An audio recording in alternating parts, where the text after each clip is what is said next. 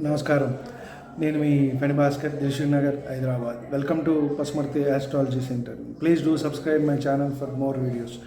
Video నచ్చినట్టయితే like చేయండి, మీ బంధుమిత్రులు, శ్రేయోభిలాషులకు కూడా షేర్ చేయండి, వారికి కూడా ఎంతో కొంత ఉపయోగకరంగా ఉంటుంది. ఇంతవరకు ఛానల్ సబ్స్క్రైబ్ చేసుకున్నట్టయితే సబ్స్క్రైబ్ చేసుకోండి. నా తదుపరి వీడియోలన్నీ కూడా అందుబాటులో ఉంటాయి.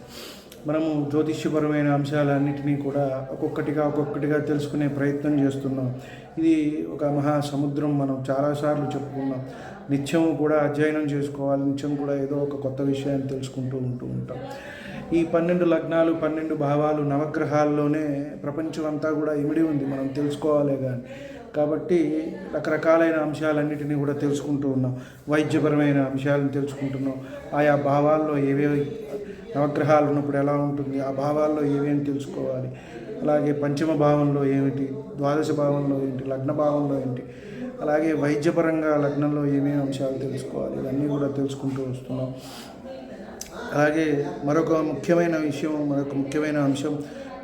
విషయం కూడా పితృదోషాలు, పితృశాపాలు, లేదా ఇది చాలా వరకు వింటూ ఉంటారు.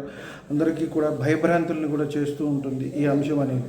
ఎందువల్ల అంటే ఇది పడేవారికే తెలుస్తుందండి ఇబ్బంది, మిగతా వాళ్ళకి తెలియదు. అన్నీ ఉన్నా కూడా పెద్దవాళ్ళు చెబుతుంటారు, అల్లుడి నోట్లో శని అని. దేనికి కలిసి రాకపోవటం, ఏ పని చేసినా కూడా ముందుకు వెళ్ళలేకపోవటం, అనారోగ్య సమస్యలు అనేవి వెంటాడుతూ ఉంటాయి. అలాగే నడి వయసులో ఇబ్బందులు అనేవి పడుతూ ఉంటారు. అనుకోని సమస్యలన్నీ కూడా వీరికి వస్తూ ఉంటాయి.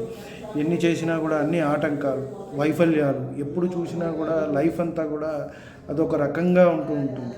ప్రతి దాంట్లో కూడా ఇబ్బందులు, సమస్యలు ఇవే వస్తూ ఉంటాయి. ముఖ్యంగా మనం ఎన్ని అంశాలు చెప్పుకున్నా కూడా తక్కువే అవుతుంది. ఈ పితృదోషం అనేది, పితృశాపం అనేది మనము ఇబ్బంది పడే వాళ్ళకే అది తెలుస్తూ ఉంటుంది. ఇవి మనం ముఖ్యంగా చెప్తాం. ఎక్కడి నుంచి వస్తాయి అని అంటే మన పితృదేవతల నుంచే వస్తాయి. అది తండ్రి, తాత, ఇక్కడి నుంచి అది క్యారీ ఫార్వర్డ్ అవుతూ ఉంటుంది. వంశపారంపర్యంగా వచ్చేవే ఇవి ఉంటూ ఉంటాయి. అలాగే కొంతమంది మనం చూసినట్టయితే మేము అన్నీ చేస్తూ ఉంటామండి అంటారు. ముఖ్యంగా ఇది ఏంటంటే గతించిన పితరులకి మనము ఏమీ చేయకుండా ఉండటం. కొంతమంది చెప్తూ ఉంటారు, మేము సంవత్సరానికి అన్నీ చేస్తూ ఉంటామండి. అలాగే కొన్ని వర్ణాల వారికి మొత్తం అన్నీ కూడా ఆచారాలు ఉంటాయి. ప్రతి నెల మాసికాలు, అలాగే సంవత్సరం ఆబ్దికాలు ఇలా ఉంటాయి. అలాగే కొంతమంది సంవత్సరానికి ఒకసారి చేస్తారు. గతించినప్పుడు 15వ రోజునో వాళ్ళకి వీలున్నప్పుడు ఎప్పుడో అందరినీ పిలుచుకొని భోజనాలు అవి పెట్టడం, ఇలా చేస్తూ ఉంటారు. వారి వర్ణాలను బట్టి, వారి సాంప్రదాయాన్ని బట్టి చేస్తూ ఉంటారు. కాబట్టి ఇవన్నీ మేము చేస్తున్నామండి, అయినా కూడా ఇలాంటి ఇబ్బందులు వస్తున్నాయండి అంటారు. ఇవి మనం పూర్వజన్మ నుంచి తెచ్చుకున్న పాపపుణ్య ఫలితాలు. గత జన్మలో మీరు చేసినవి మనకి ఈ జన్మలో తెలియవు. మీరెవరో, నేనెవరికి జన్మించానో వారికి తెలియదు, నా కడుపున ఎవరు జన్మిస్తారో వారికి తెలియదు. ఇట్లా కాబట్టి మనకి ఇవన్నీ కూడా తెలియవు. కాబట్టి గత జన్మలో ఎవరికైనా మనం ఇబ్బంది పెట్టుంటాం, కష్టం చేసి ఉంటాం. ఎవరికైనా పెద్దవారికి, లేదా నిస్సహాయులకి, నిరపరాధులకి ఎవరన్నా మనము శిక్ష వేయటమో, లేదంటే వాళ్ళని ఇబ్బంది పెట్టడమో, వాళ్ళని ఏదైనా మనము వారికి ఇబ్బంది చేసినట్టయితే ఇవన్నీ కూడా వస్తూ ఉంటాయి. అలాగే ముఖ్యంగా మనము చూసినట్టయితే కొంతమంది సర్పాలని చంపుతూ ఉంటారు. ఇది కూడా చాలా ఇబ్బంది పెడుతుంది. కొన్ని ఇబ్బందులకి ఇది కూడా కారణం అవుతుంది. సర్ప హత్యలు చేస్తూ ఉంటారు కొంతమంది. అంటే మన ఇంట్లోకి వచ్చినప్పుడు మనం కొట్టవా అండి, మనల్ని చంపేస్తుంది కదా అంటాం. అది కరెక్టే. మన మీదకి వచ్చి మనల్ని చంపేటప్పుడు మనము ఏం చేసినా ఇబ్బంది ఉండదు. కానీ అనవసరంగా మనము దారిని పోయేదాన్ని కొట్టడమో, ఇలాంటివి చేయటమో, తెలియకుండా చేయటమో చేసినప్పుడు అవి మనల్ని వెంటాడుతూ ఉంటాయి. వీటిల్నే మనము అలాగే కొంతమంది తల్లిదండ్రులని పట్టించుకోకుండా వృద్ధాశ్రమాల్లో పారేసేసి వారికి కనీసం చేయాల్సింది కూడా వారి గతించిన తిథి రోజు వారికి ఇంత పిండ ప్రదానం కూడా చేయకపోవడం అనేది కూడా ఇవన్నిటికీ కారణాలు అవుతాయి. వచ్చే జన్మలకు, ఈ జన్మలో వీరు అనుభవిస్తారు, వారి సంతానానికి తప్పకుండా ఇది కలుగుతుంది. కాబట్టి ఎప్పుడైనా మనం మంచి చేస్తే మన పిల్లలకి, మన సంతానానికి మంచి జరుగుతుంది. అలాగే వచ్చే జన్మంటూ మనకు ఉంటే మనకి తప్పకుండా మనం చేసిన పాపం ఉంటే కనుక తప్పకుండా అది అనుభవంలోకి వస్తుంది. ఎందుకంటే అనుభవించడానికి మరలా జన్మ తీసుకుంటాం. మనది కర్మ సిద్ధాంతం కాబట్టి ఈ రకమైన అంశాలన్నీ కూడా ఉంటాయి. రాహుకేతువుల్ని శనిని బట్టి మనము మరొక జన్మ ఉందా లేదా అనేది కూడా మనం జాతక చక్రంలో పరిశీలించవచ్చు. కాబట్టి ఇవన్నీ కూడా మనకి ఈ పితృదోషాలు, శాపాలు ఇవన్నీ కూడా మనకి వ్యక్తిగత జాతక చక్రంలో తెలుస్తూ ఉంటాయి. మనము కొంతమంది చెప్తూ ఉంటారు, మాకు ఇలా ఉందండి, మాకు ఉందా దోషం, ఇలా ఉందా లేదా అనేది అడుగుతూ ఉంటారు. వీటికి పరిహారం ఏమేం చేసుకోవాలి అనేవి కూడా అడుగుతూ ఉంటారు. ఇవే మనకి చూసినప్పుడు మనకి బిడ్డలు జన్మించడం, సంతానం లేకపోవటం, ఉన్నా కూడా వాళ్ళు త్వరగా కాలం చేయటం, అంటే పెద్దవాళ్ళ ముందే పిల్లలు వెళ్ళిపోతూ ఉండటం, తీవ్ర సమస్యలు, మానసిక స్థితి సరిగా లేకుండా ఉండటం.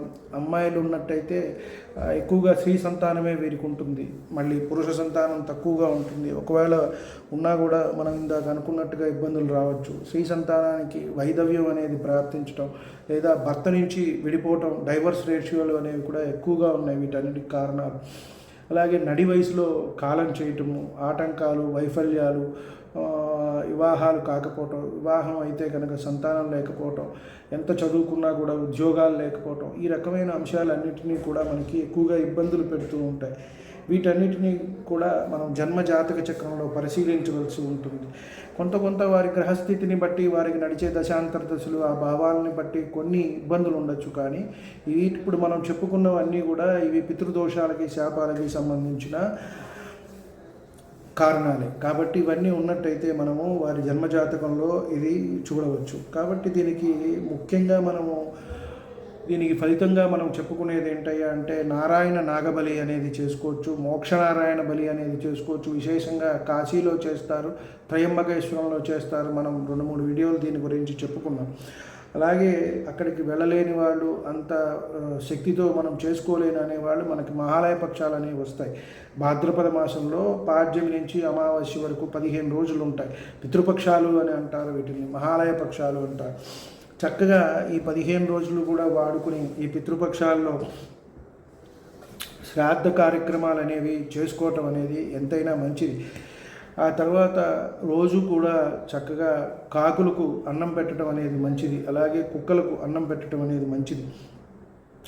శక్తి ఉన్నది, మనం కొంత చేసుకోవచ్చు అనుకుంటే కాశీ లాంటి మహాపట్టణంలో 1000 మంది బ్రాహ్మణులకు భోజనం పెట్టినట్టయితే మనకి మంచి జరుగుతుంది. దీని నుంచి ఉపశమనం కలుగుతుంది అని మనం చెప్పవచ్చు.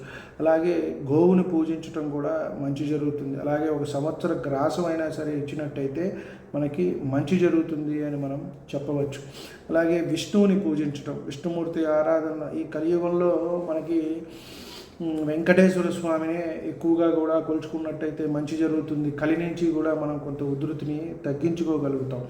అలాగే విష్ణు ప్రీత్యర్థమే ఈ మనం అనుకున్నది నారాయణ నాగబలి కానివ్వండి, మోక్షనారాయణ బలి కానివ్వండి, ఇవి గోకర్ణము, త్రయంబకేశ్వరంలో, కాశీ పట్టణంలో చేస్తున్నారు. ఇప్పుడు విరివిగా ఇతర నదీ పరివాహక ప్రాంతాల్లో కూడా చేస్తున్నారు. కాబట్టి తప్పకుండా చేసుకున్నట్టయితే మంచి జరుగుతుంది. మనము దేవతల అనుగ్రహం పొందుతామో లేదో కానివ్వండి, పితృదేవతల అనుగ్రహం అయితే తప్పకుండా కావాలి. కాబట్టి పితృదోష నివృత్తికి ఇవి మంచి పరిహారం చేసుకున్నట్టయితే దీని నుంచి బయటపడతారు. తప్పకుండా పితృదేవతల అనుగ్రహం అయితే మనకి కావాలి. మనకి గరుడ పురాణంలో కూడా చెప్పబడింది అదే. మనం చేసుకునేది ఆ దశదిన కర్మలు ఏవైతే వాటికి చేస్తామో గతించిన వారికి వాటి గురించి చెప్తారు. ఇవి చేసుకున్నట్టయితే మంచి జరుగుతుంది. అలాగే మనకి పితృదేవత స్తుతి అని కూడా ఉంటుంది. గూగుల్లో కొట్టినట్టయితే, యూట్యూబ్లో వస్తుంది. చక్కగా అది నిత్యము చదువుకుంటే మంచి జరుగుతుంది. సరే, సంస్కృతం మనం రాదు, చదువుకోలేము అనుకుంటే చక్కగా విన్నా కూడా మంచి జరుగుతుంది కొంత ఇంట్లో వారికి అని మనం చెప్పవచ్చు. వీటి వల్ల మరి ఏమిటి, ఈ దోషాలు తగ్గుతాయి. మనకి ఏమిటి అంటే, చేసుకుంటే తప్పకుండా అవి దోష నివారణ జరుగుతుంది, తగ్గి చక్కగా వంశాభివృద్ధి జరుగుతుంది. ఇంట్లో సంతానము, ఐశ్వర్యము, ఉద్యోగాలు, అలాగే క్షేమాలు, వారు కోరుకున్నవన్నీ కూడా జరిగే అవకాశం అనేది ఎక్కువగా ఉంది. అలాగే కొంతమంది చేసుకోవటము, దాని నుంచి నివృత్తి కూడా జరగటం అనేది మనం చూస్తూ ఉన్నాం. కాబట్టి తప్పకుండా భాద్రపద మాసంలో పౌర్ణమి తర్వాత పాడ్యమి నుంచి అమావాస్య వరకు ఇది నిత్యము చేసుకోవచ్చు. పితృదేవత స్తుతి ఇంట్లో చేసుకోవటం మంచిది. అలాగే శ్రాద్ధం జరిగేటప్పుడు మహాలయ పక్షంలో తప్పకుండా కూడా చదువుకున్నట్టయితే ఇది ఇంట్లో కూడా మంచి జరుగుతుంది. శక్తి ఉన్నవాళ్ళు వారికి తగ్గట్టుగా చెప్పిన పరిహారాల్లో ఏదైనా సరే చేసుకోవచ్చు.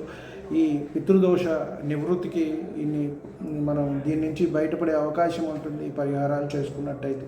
తప్పకుండా ఇది మీకు మీ తెలిసిన వారికి, కుటుంబంలో వారికి, ఫ్రెండ్స్కి, స్నేహభిలాషులకి అందరికీ కూడా షేర్ చేయండి. వారికి కూడా ఎంతో కొంత మంచి జరుగుతుంది అని మనం చెప్పవచ్చు. నమస్కారం.